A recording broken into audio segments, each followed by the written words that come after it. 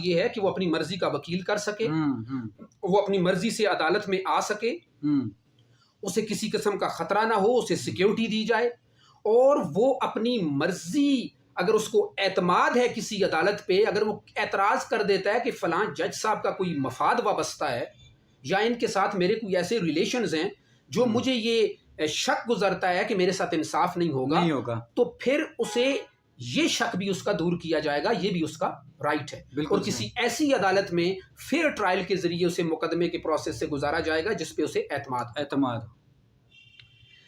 दूसरा 7वां हक जो इसे देता है कानून मुल्जिम को, वो देता है जरा का हक। ठीक है, कि वो क्रॉस कर सकता है, जाहिर है वकील के जरिए क्रॉस करेगा,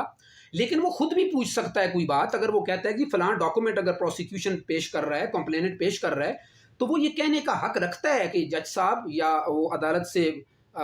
इजाज़त लेके वो कह सकता है जी कि मैं इस डॉक्यूमेंट